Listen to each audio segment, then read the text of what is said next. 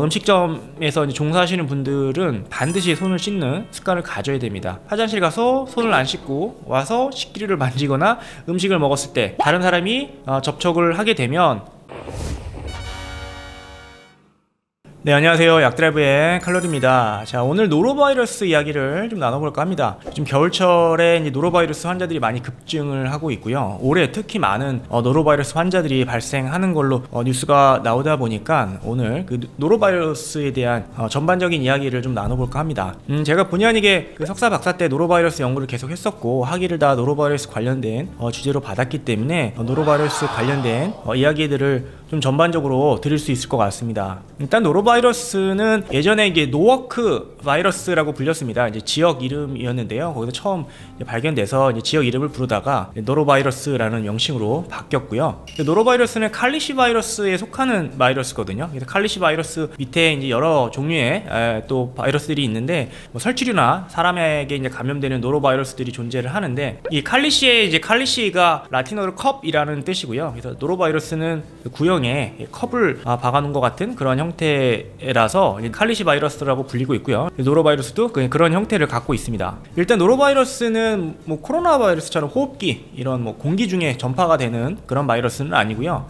일반적으로 음식이라든지 어떤 접촉으로 인한 직접적인 접촉, 그래서 오염된 음식을 만진 사람이 다른 사람한테 전파를 한다든지 이제 그런 식으로 접촉을 통해서 전파가 됩니다. 그래서 일단 노로바이러스 감염 환자분들 가장 흔한 경이 이제 굴, 어패류 드시고 감염되신 분들이 굉장히 많고요. 또 그 밖에도 뭐 야채라든지 시골에 가면 지하수 많이 드시는데 지하수에도 조사를 해보면은 노로바이러스 감염되어 있는 지하수들이 꽤 있습니다. 가급적 지하수들은 그냥 드시지 않는 게 좋겠고요. 또 우리가 뭐 포마이츠라고 이야기하는데 이런 물건들이죠. 식기류 예를 들어서 그래서 오염된 손으로 식기류를 만졌는데 또 다른 사람이 그 식기류를 만지면 전파가 되는 거죠. 이런 식으로 어떤 접촉을 통해서 전파가 됩니다. 만약에 감염이 되면 이제 분변에 그렇죠. 분변에 이 노로바이러스가 있기 때문에 화장실 다녀오시고 손을 반드시 씻으셔야 됩니다. 특히 이제 음식점에서 이제 종사하시는 분들은 반드시 손을 씻는 습관을 가져야 됩니다. 예를 들어서 내가 노로바이러스 감염이 됐는데 화장실 가서 손을 안 씻고 와서 식기류를 만지거나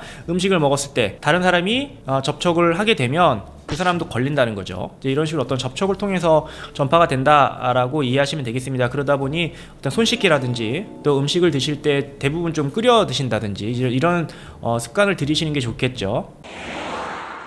보통 뭐 설사, 구토 이런 증상 많이 발생을 하고요. 사람에 따라서는 굉장히 심한 경우들이 있기 때문에 고생을 많이 하시는 분들이 더러 있으신 것 같습니다. 물론 뭐 가볍게 지나가시는 경우들도 있고요. 또 이게 재밌는 것이 혈액형에 따라서 감염 정도가 좀 다르다는 연구들이 좀 있습니다. 그래서 O형이 가장 취약하고요. 그러니까 O형이신 분들이 노로바이러스 감염이 가장 잘 된다라고 알려져 있고 반대로 이제 B형이 가장 강하다라고 알려져 있습니다. 노로바이러스에 걸리신 분들 중에 굉장히 고생하시는 분들도 있죠. 그래서 내가 죽다 살아났다라고 말씀하시는 분들도 계시는데 사실 이게 생명에 지장을 줄 정도로 치명적이지는 않고요. 대신에 전파는 굉장히 잘 됩니다. 왜냐하면은 이 감염력이 굉장히 높기 때문에 불과 뭐 한 몇십 바이러스 파티클만 있어도 쉽게 해서 몇 마리의 바이러스만 내 손에 묻거나 입을 통해서 감염이 되면은 이게 바로 장염을 일으킬 수 있기 때문인데요. 노로바이러스가 전파가 굉장히 전파력이 높다라고 이해하시면 되겠습니다. 그래서 이제 노로바이러스에 집단 감염되는 사례들이 많은 이유도 이제 이런 이유고요.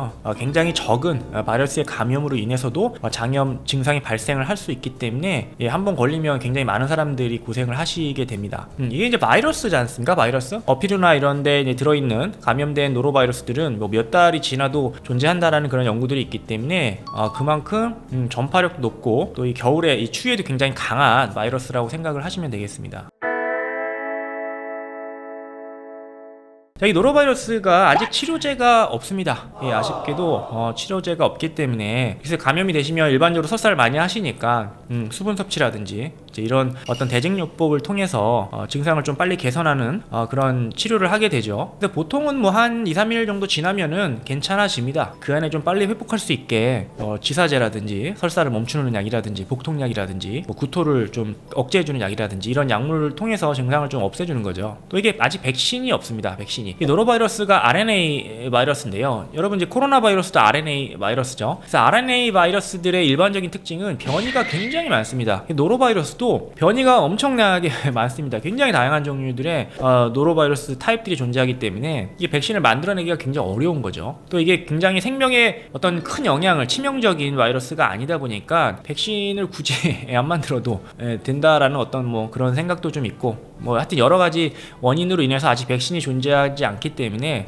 예방이 최선이라고 보시면 될 듯합니다. 그럼 노로바이러스 예방이나 어떤 치료에 도움이 되는 어떤 제품은 없느냐? 유산균 있습니다. 유산균. 여러분들 유산균 드시면 그래도 노로바이러스의 예방이라든지 또 감염이 됐을 때 회복에 좀 도움이 될 수가 있는데요. 제가 일전에 진행했던 연구를 좀 소개해드리자면은 그 옛날에 그 멕시코 사람들을 대상으로 한 역학조사가 있었는데요. 그러니까 비타민 A의 섭취가 노로바이러스의 감염을 좀 줄여준다라는 역학조사가 있었습니다. 사실 비타민 A는 뭐 눈에 좋다 뭐 이렇게 알려져 있는데요.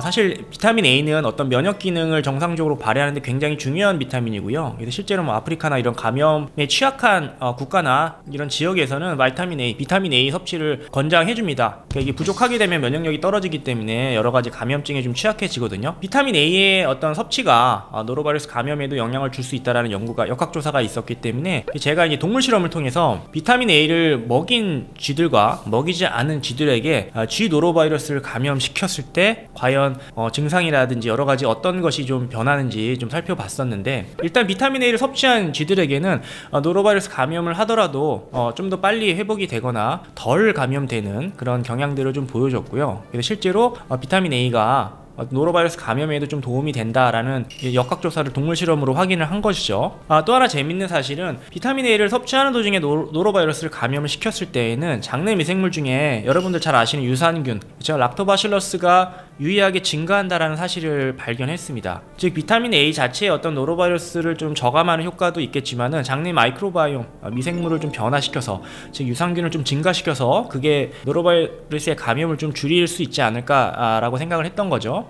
그래서 이제 노로바이러스가 사실 예방이 최선이다. 손 잘 닦고 오염된 음식 먹지 않도록 잘 끓여 먹고 이제 이런 방침들이 나오는데요. 물론 이게 가장 중요하겠고요. 특히 겨울철에 어떤 굴이라든지 날 음식들을 드시거나 할 때에는 유산균 섭취를 좀 해주신다면은 덜 감염이 되거나 좀 덜 고생하시지 않을까라는 생각을 해보고요. 특히 노로바이러스에 한번 엄청 고생하셨던 분들은 뭐 겨울철이라도 이 노로바이러스 감염으로 인한 식중독 사례들이 많다 보니까 유산균 섭취를 하시는 것도 좀 도움이 될 수 있다고 생각을 합니다. 자, 그래서 오늘은 노로바이러스 이야기를 좀 나눠봤습니다. 전반적으로 이게 어떤 바이러스고 어떤 증상에 어떻게 감염이 되는지, 예방할 수 있는 방법들은 뭐가 있는지, 뭐 좋은 어떤 영양제 같은 게 있는지 이런 것들을 좀 살펴봤습니다. 그래서 노로바이러스는 제가 예전에 공부를 많이 했었고 연구도 많이 했었고 그걸로 학위도 받았기 때문에 노로바이러스에 대한 이야기를 전반적으로, 또 요즘 겨울철에 노로바이러스 환자들이 급증하다 보니까 좀 소개하고 설명하는 시간을 가져봤습니다. 감사합니다.